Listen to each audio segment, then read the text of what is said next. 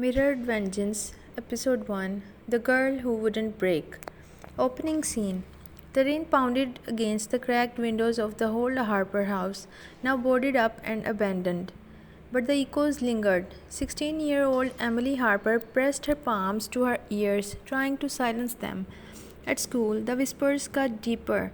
Murderer's daughter. Maybe her dad was one of them. Cursed girl, bad luck. Bruises spread like secrets across her arms, marks from her classmates. Teachers looked away. Her once sparkling eyes now held tempest, but none of them knew the truth. Flashback, the night of the massacre. 2 years ago, masked men from the Crimson Blade Syndicate stormed the Harper household. They weren't there to steal, they were hunting. Emily's father, Daniel Harper, had once been a systems architect in an off-the-books US cyber division, a role even his wife didn't fully grasp. But whispers reached the wrong ears. He held the encryption key to something called Project Renegade. They slaughtered her family. Emily hid in a closet, hearing every scream, every threat, every gunshot. Present day, the collapse. The bullying intensifies. Emily is dragged behind the school during lunch. Blood drips from her split lip. Her backpack is tossed into the mud. She doesn't fight back. Not yet. That night, she stands on a crumbling bridge over a forest stream, hands shaking. She is not suicidal, but something inside is howling. The air hums. A shimmer cracks the sky like glass mending in reverse. A portal opens, pulling her in.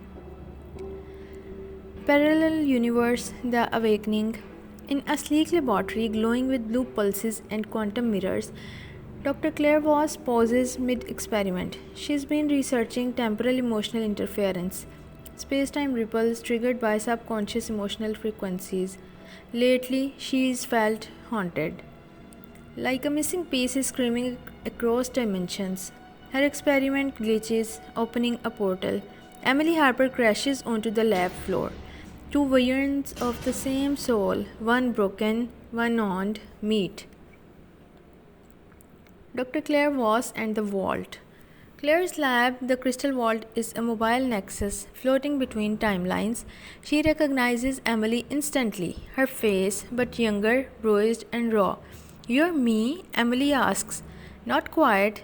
I'm who you could become," Claire replies.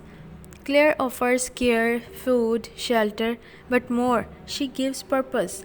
Over weeks, she trains Emily in quantum logic puzzles to sharpen her mind, psychological manipulation resistance, combat simulation via neural threads, advanced gadgets like the Vista Lens, Shadow Blade, and Flux Clock.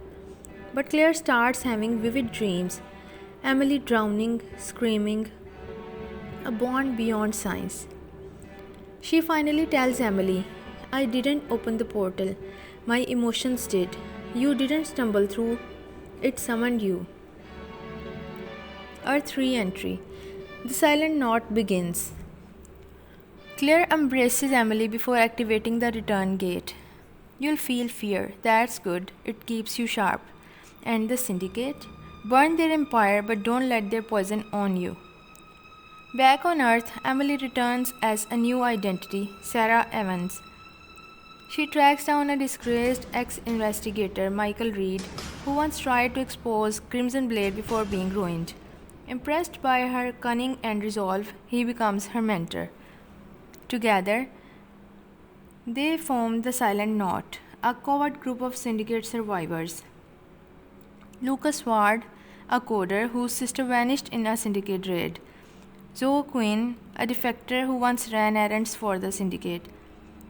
Ethan Cole, a journalism student consumed by his cousin's murder. Each has lost, each is fueled, and now they have a leader. Crimson Blade, the Syndicate's shadow. Crimson Blade Syndicate rose from the ashes of a global cyber crisis. From mercenaries, they became data overlords. They don't just kill, they erase. Their leader, Victor Kane, is known for ruthless precision, but his son, Julian Kane, is the wild card, charming, sharp, unpredictable. He's tasked with probing the recent disruptions to syndicate operations. He notices Sarah. Her silence, her gaze, the faint clench of her fists. She's hiding something, he thinks. Maybe everything? First encounter: predators and ghosts. At a tech expo in the city, Julian watches Sarah weave through the crowd. She's there as a journalist with Ethan. He corners her. Julian: "You don't flinch easily, not even when I step too close." Sarah: "Then maybe step closer." Julian smirks. "I love a puzzle. I love challenges. I love a worthy challenge." Their exchange crackles with tension. She knows who he is. He senses her secrets. Neither yields. That night he digs into her alias, finds nothing. Now he needs to know more. Under the surface, conflicting fires.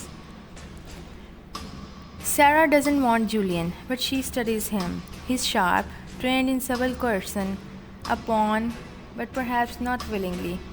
Julian, though, grows obsessed. Is it desire, or does he want to unravel her? Meanwhile, Claire monitors dimensional anomalies from her lab. As Emily grows stronger, the fabric between worlds frays. Closing beat, a warning in the mirror. Claire dreams of fire, Emily standing over a body, Julian's. She wakes whispering, "Don't become me, become better."